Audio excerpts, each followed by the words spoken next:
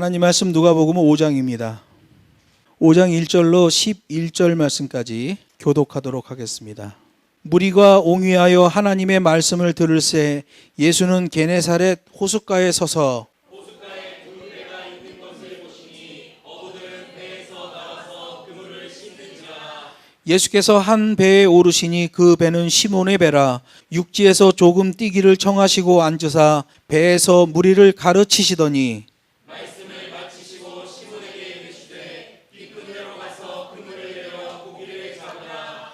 시몬이 대답하여 가로되 선생이여 우리가 밤이 맞도록 수고를 하였으되 얻은 것이 없지만은 말씀에 의지하여 내가 그물을 내리리이다 하고 그리한즉 고기를 내온 것이 심이 많아 그물이 찢어지는지라. 이에 다른 배에 있는 동물을 손짓하여 와서 도와달라 하니 저희가 와서 두 배의 채움에 잠기게 되었더라. 시몬 베드로가 이를 보고 예수의 무릎 아래 엎드려 가로되 주여 나를 떠나소서 나는 죄인으로소이다 하니 이는 자기와 및 함께 있는 모든 사람이 고기 잡힌 것을 인하여 놀라고 세베대의 아들로서 시몬의 동업자인 야고보와 요한도 놀랐습니다. 예수께서 시몬에게 이르러 가라사대 무서워 말라 이제 부르는 내가 사람을 취하리라 하시니 같이 하겠습니다. 너희가 배들을 육지에 대고 모든 것을 버려두고 예수를 쫓으니라. 아멘. 본문 말씀을 가지고 위기에 강하면 찬스가 많다라는 제목으로 하나님 말씀을 증거하겠습니다. 제가 북경에 있을 때 자금성 서쪽에 시단이라는 지역이 있었는데요. 그 지역에 어느 조선족 남자가 살고 있었어요. 제가 가서 보니까 비교적 아주 부유한 그런 중년 남자였습니다. 어느 날 갑자기 전화가 와서는 황급히 기도를 해달라고 했어요. 그래서 제가 그렇게 하겠다고 했더니 고급 승용차 한 대가 왔습니다. 그거를 타고 그 집에 갔어요. 당시에는 제가 북경에 있는 조선족 사회에서 치유의 은사가 있다 이렇게 소문이 났어요. 그래서 아픈 사람이 있으면 제가 가서 이렇게 기도해 주면 그것도 낫더라고요. 저는 뭐 장로교 목사라 그런 거 그렇게 막 내세우지 않는데 그런 치유 은사가 좀 있더라고요. 그 다음에 악령에 시달리고 있는 사람들이 저희 교회에 오면 6개월 안 돼서 완전히 다 정상이 돼버립니다. 저는 뭐 귀신 나가라 뭐 이런 거 안 해요. 그냥 데리고 하나님 말씀을 이렇게 가르치고 설교하다 보면 다 제정신이 돼서 집으로 돌아가더라고요. 그래서 우리 학교 보면 가끔 가다가 좀 이상한 애가 와. 그러면 또 지방에 있는 통공이 문제가 있는 애를 나한테 보낸 거구나. 어떤 여자애는 와가지고 맨날 이러고 있어. 하늘 보고. 그래서 왜 그러냐 그랬더니 귀신이 날아다닌다는 거야. 막 이렇게 귀신 날아다니는 거 보고 있다고. 그래서 내가 기도해주고 그리고 얼마 있다가 또 정신이 들어서 갔어요. 또 한 여자애가 왔어요. 막 어느 신학교에 있는 애인데 막 고함 지르고 막 난리가 나는 거야. 근데 거기는 좀 독특하더라고. 그 여자애가 막 귀신의 영향으로 막 이러다가 얘가 잠잠해지면 다른 애가 또 막 이래. 그리고 걔도 우리 학교로 데려왔어요. 우리 학교 데려와가지고 이렇게 데리고 있는데 막 봐라 그래요. 막 넘어져갖고 우리가 꽉 잡아도 막 뻥뻥 차면 바나나가 떨어져. 제가 축사 은사가 있다고 그래가지고 그런 애들을 우리 교회로 많이 보냈어요. 오면 뭐 빠르면 한 1, 2주 만에 늦어도 한 6개월 만에 정상이 돼서 다 정상이 돼서 돌아가서 시집가고 장가가고 다 하더라고요. 그런 게 이제 소문이 나가지고 저한테 연락이 온 거예요. 그 집에 갔더니 그 환자 부인이 저한테 그렇게 말하더라고요. 내가 만약에 기도해서 자기 남편을 살려주기만 하면 아주 크게 살해를 하겠다고 그러더라고요. 처음에는 간에 문제가 와서 의사를 찾아가 진료를 했대요. 그러나 그 의사의 말이 믿업지 못했는지 의사의 말을 듣지 않고 몸에 좋다는 것들을 다 구해서 먹었다는 거예요.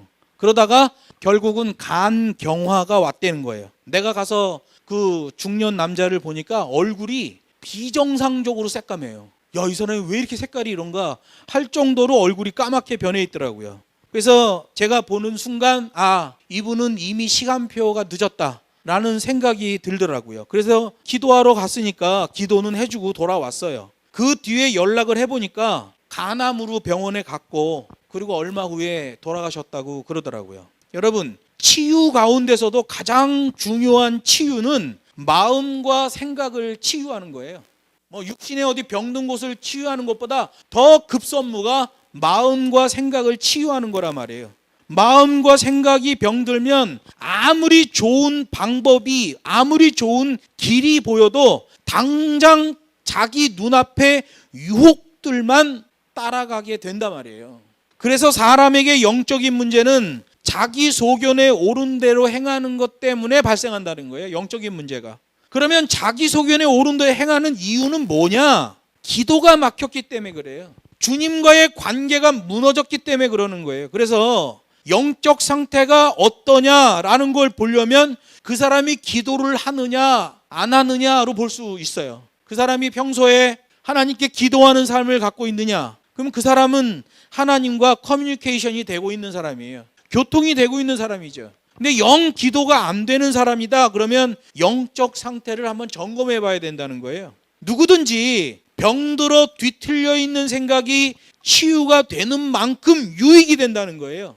내 뱃속에서 나온 자식도 나랑 마음이 안 맞을 때가 많잖아요. 살 썩고 사는 부인 남편도 나랑 마음이 안 맞을 때가 많단 말이에요. 왜 그래요? 생각이 병들어 뒤틀렸을 경우가 많단 말이에요. 그런데 그렇게 병들어 뒤틀려 있던 생각에 치유가 일어나게 되면 그 사람은 하나님의 자녀로서 기도의 비밀이 움직여지는 사람이 되는 거예요. 그래서 여러분, 이렇게 생각이 병들었던, 마음이 병들었던 사람이 치유가 되면 제일 먼저 회복되는 게 기도예요. 기도의 비밀이 누려지는 삶으로 바뀌어버리는 겁니다. 제가 백두대간 가는 것을 좋아하는 이유가 바로 그거예요. 이건 집에서 딱 시작할 때부터 가면서 계속 주기도문에, 계속 기도해, 그 다음 나한테 개인적으로 기도 제목 준 거 계속 기도하고 찬양하고, 여기서 고성 가는 동안 4시간 걸리는데 그동안 열심히 찬양하고 기도하는 거예요. 각 령과 제 꼭대기에 올라가서 두 손 들고 통성으로 기도하는 거예요. 그리고 또 이동할 때 또 기도하고 찬양하고, 또 령과 제를 도착하면 또 손 들고 기도하고, 뭐 딴 생각 잡생각이 없어. 계속 도는 거예요. 계속 돌면서 기도하는 거예요. 그것도 편한 평지로 돌아다니는 폼생폼사가 아니라 그냥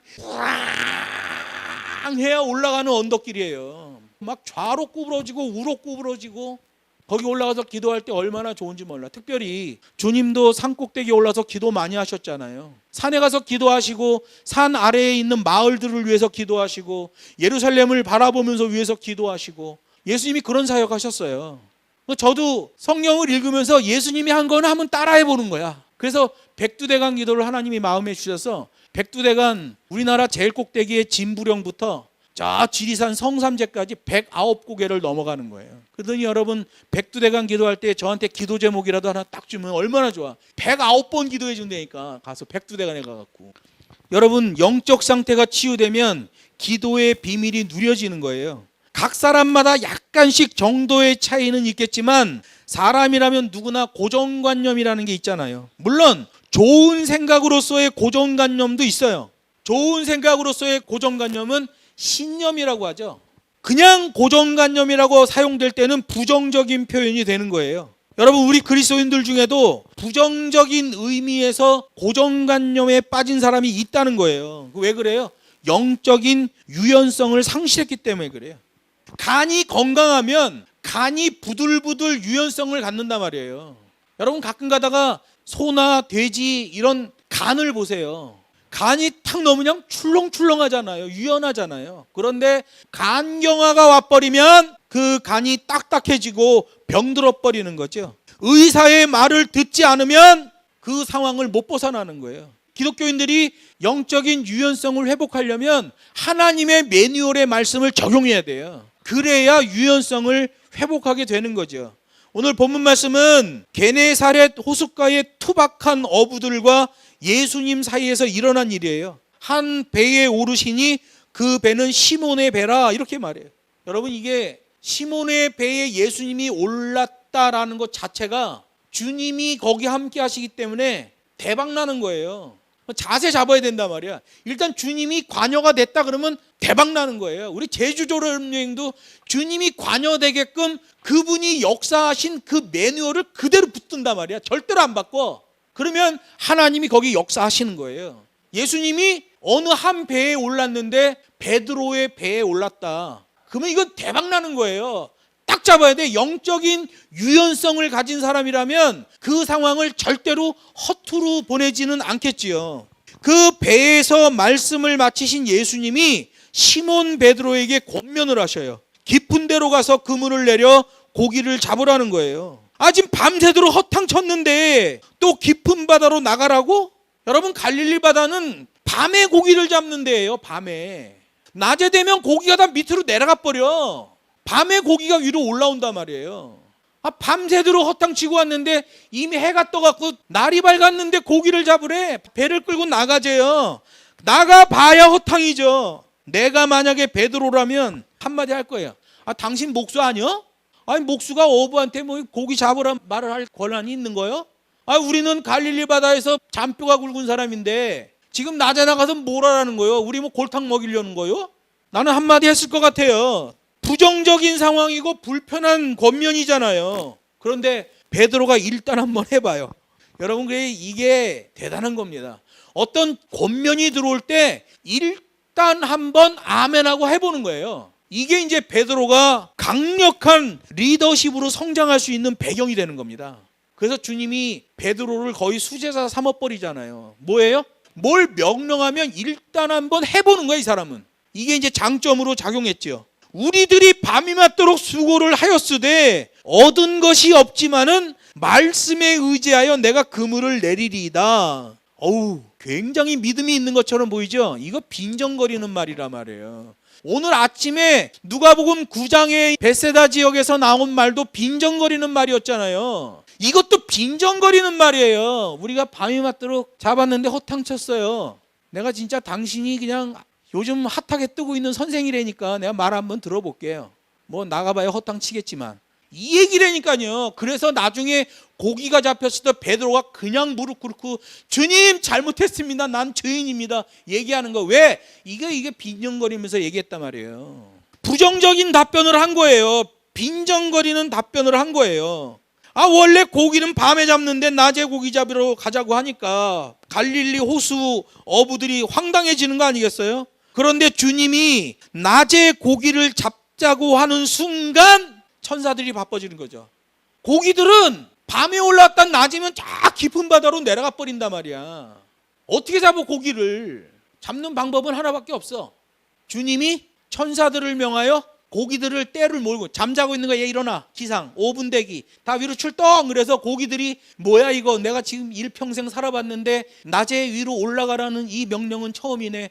고기들도 막 정신이 없는 거예요. 잠자고 있는데 막 깨워가지고 위로 올라가는 거야. 그 고기 잡지. 그러니까 천사들도 바쁘고 고기들도 정신이 없는 거죠. 그냥 그날따라 고기들이 위아래가 위치 파악이 안 되는 거예요. 나 밑으로 내려가는 줄 알았는데 정신 차려보니까 위에 올라와서 그물에 들어가 있네. 막 이런 거예요. 여러분, 우리가 그런 적 있잖아요. 정신 없어가지고 막 뭐 하고 있는데 반대로 하고 있고 막 이런 거 있잖아. 고기들도 지금 그런 상황이 벌어지고 있는 거죠. 그거 외에는 고기를 잡을 수가 없는 거야. 그 방법 외에는. 천사들이 엄청 바빠졌다. 고기들이 정신을 못 차리고 있다. 천사들 다 동원해서 물고기를 몰아주는 거죠. 그랬더니 베드로가 예수님에게 말합니다. 주여, 나를 떠나소서. 나는 죄인이로소이다. 전라도 말로 하면 어떻게 해 이게? 주여, 나를 내쳐주시옵소서. 뭐 이랬겠죠. 여러분, 한 사람이 변화되면 그 다음부터는 놀라운 복음적 영향력이 나와지는 거예요. 결정적 현장에서 법과 식대로 쓰임받는 자, 중요한 거죠. 여러분, 베드로가 처음에는 빈정거렸잖아요. 빈정거렸는데 일단은 주님이 하자는 대로 했어. 나가자고 그러니까 나갔어. 자세가 나온 거. 일단 뭐 마음이 어땠든 간에.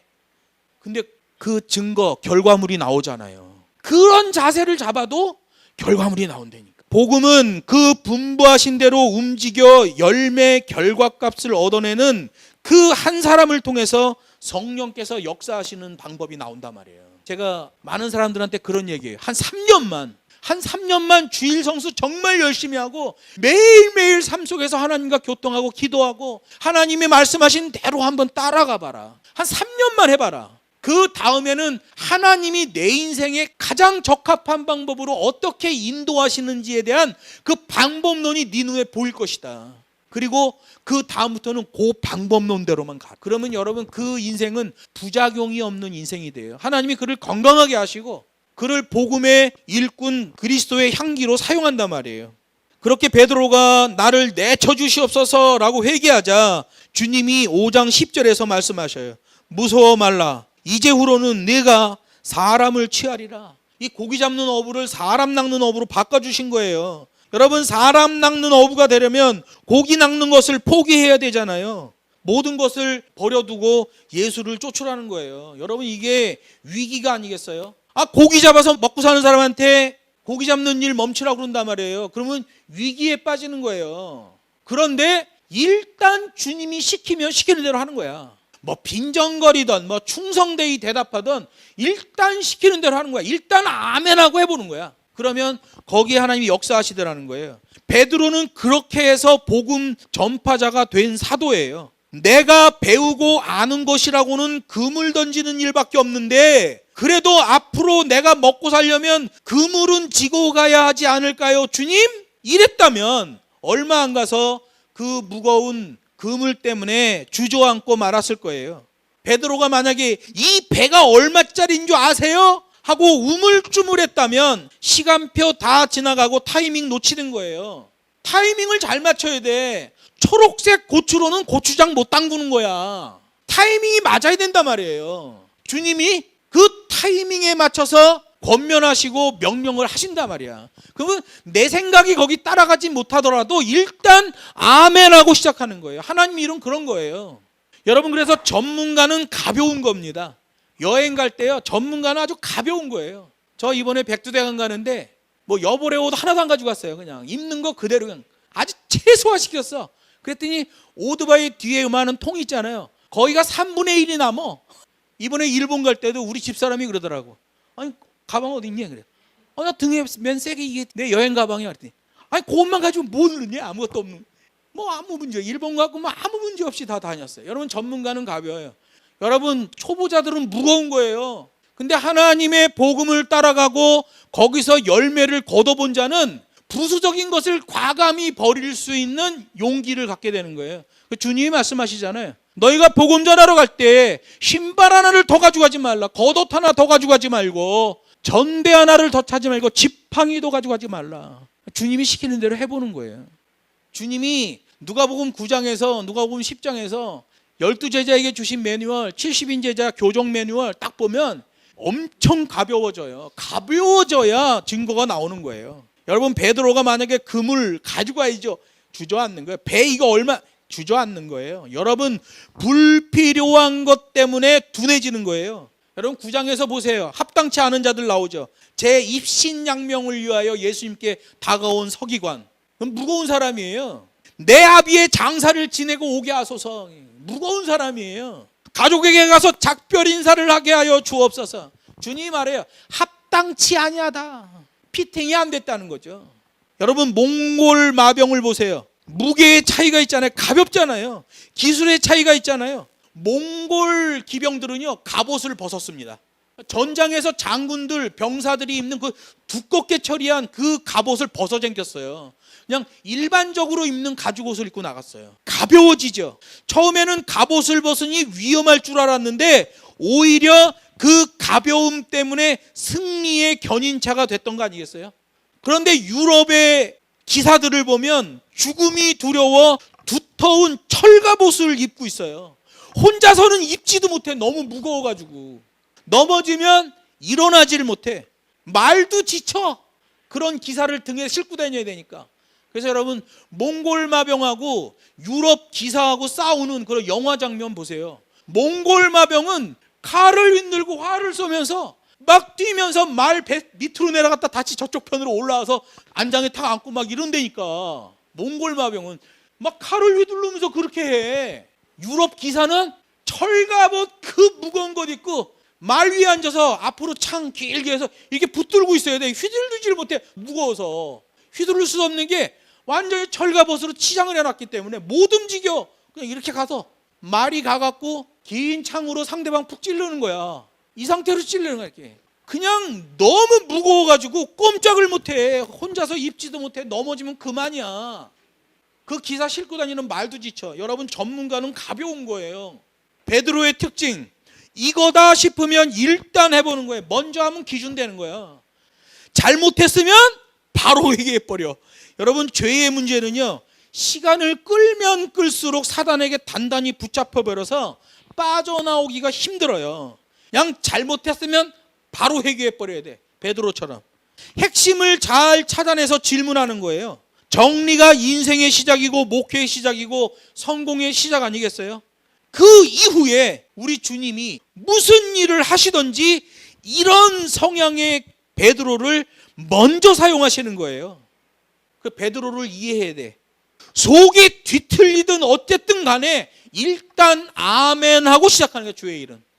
준비는 철저히, 훈련은 가혹히, 전투는 치열히, 그리고 무대 뒤로 조용히 사라지는 게 사역인 거죠. 그랬더니 주님이 이런 베드로를 먼저 사용하시고 수제자가 되는 거 아니겠어요? 뿐만 아니라 그런 일단 아멘하고 시작하는 그런 성향의 베드로에게 주님이 놀라운 비밀을 말씀하셔요. 이제후로는 뭐뭐하게 되리라 라는 하늘의 비밀이 베드로에게 나오게 되는 거예요. 여러분, 우리도 이런 베드로의 장점을 본받을 필요가 있어요. 왜 이 내용을 성경에 기록해 놨을까? 이 성경을 읽는 자들도 이렇게 베드로처럼 하라는 거예요. 이거다 싶으면 일단 해보는 거예요. 먼저 하면 기준된다. 잘못했으면 바로 회개하라. 시간을 끌면 끌수록 사단에게 더 단단히 붙잡혀 버리기 때문에. 그리고 핵심을 잘 찾아내서 질문하라. 왜 베드로를 복음 전파자로 부르셨는지에 대한 선명한 결론을 주셔요. 이제후로는 사람을 취하리라. 왜 우리를 그리스도인 삼으셨는지도 이 말씀이 정답이고 우리 삶의 방향성이 되는 거예요. 너도 이 매뉴얼로 쓰임을 받으라. 이 말씀인 거예요. 그래서 저는 하나님의 일이다.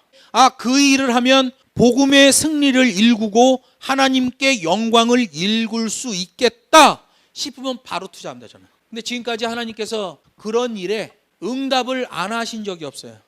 진짜 응답은 복음의 승리를 일구는 일인가, 하나님께 영광이 되는 일인가, 그럼 거기다 다 쏟아붓는 거예요. 그러면 거기서 하나님의 인도하심이 드러나고 영광이 나타나더라는 것이죠. 그리스도인 된 우리로 하여금 결단하지 못하게 하고 움직이지 못하게 하는 게 무엇인가? 수만 마디의 말보다도 몸이 한번 움직이는 게 더 강력한 역사가 일어나는 거예요. 말씀을 맺습니다. 일단 말씀 매뉴얼 그대로 적용하는 복이 우리에게 있기를 바랍니다. 그러면 적용 부분에서 순도 높은 하나님의 인도하심이 나타나게 되는 거예요. 내 인생 끝날까지 오직 하나님의 인도하심만 받겠다라는 결단이 본문의 베드로 축복처럼 우리에게도 나오게 되는 거예요. 그리고 베드로의 특징을 본받아야 돼요. 잘못했으면 바로 회개하라. 핵심을 잘 찾아가 기도하는 순발력. 이거다 싶으면 지체하지 않는 것. 타이밍이 맞는단 말이에요. 그 동작 후에는 하나님께서 그를 복음적 영향력이 있는 자로 사용하시는 거예요. 인생이 확 뒤집어지는 순간을 만나게 된 베드로, 그물과 배를 다 버리고 떠나는 충격적인 결단을 하는 거예요. 성경에 보면 이런 결단 못해서 망조가던 한 젊은 관원이 있었죠. 예수님에게 찾아왔습니다. 제자가 되고 싶다는 거예요. 그랬더니 예수님이 말해요. 너가 가지고 있는 모든 재산을 팔아 가난한 자들에게 나눠주고 그 이후에 나를 따르라. 그랬더니 그가 자기가 가지고 있는 그 물질을 다른 사람에게 나눠준다는 것을 결단하지 못해요. 내 주머니에서 나간다고 생각하는 거예요. 그래서 그는 거기서 끝나버립니다. 베드로는 다 내동댕이 치고 예수님을 따라갔어요. 베드로에게는 엄청난 위기였죠. 그러나 위기에 강하면 찬스가 많은 거예요. 그 결단의 배경에 예수님이 계셨기 때문에 베드로의 승리가 보장이 되는 거예요. 복음 전하러 길을 떠나는데 여분의 신발 하나 더, 겉옷 하나 더, 전대 하나 더, 지팡이 하나 더 가져가지 말라. 위기잖아요. 그런데 그 매뉴얼대로 하면, 위기에 강하면 찬스가 많은 거예요. 매사에 주의 선명한 인도하심에 반응하는 우리 모두가 되기를 주 예수의 이름으로 축복합니다.